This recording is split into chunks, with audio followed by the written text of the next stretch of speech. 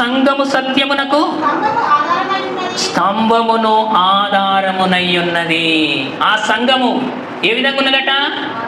సత్యమునకు స్తంభమును ఆధారమునై ఉన్నది. అంటే సంఘము దేని మీద నిలబడాలి అంటే సత్యము మీద నిలబడాలి సంఘం.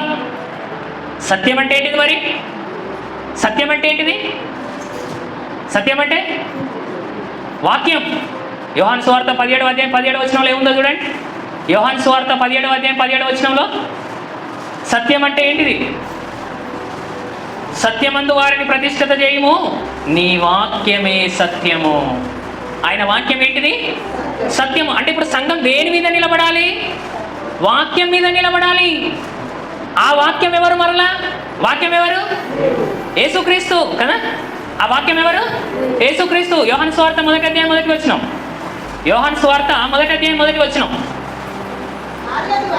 ఆది యందు వాక్యం ఉండెను, వాక్యము దేవుని యొద్ద ఉండెను, ఆ వాక్యము దేవుడై ఉండెను, ఆ వాక్యము శరీరధారి అయి కృపా సత్య సంపూర్ణుడిగా మన మధ్య నివసించెను. ఆ వాక్యం ఎవరో కాదు, ఆ వాక్యమే ప్రభు అయిన యేసుక్రీస్తు.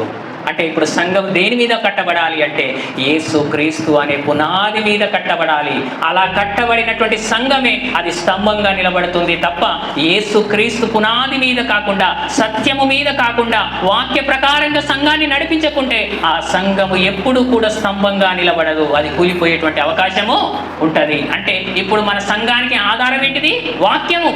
సంఘానికి ఆధారం ఏంటిది? వాక్యము. వాక్య ప్రకారంగా ఎవరు ఉంటున్నారు, వాక్య ప్రకారంగా ఎవరు జీవిస్తున్నారు, వాక్య ప్రకారంగా ఎవరు ప్రవర్తించడం లేదు అని మనము ఆలోచన చేసి సంఘాన్ని నడిపించే స్తంభాలుగా మనము ఉండాలి.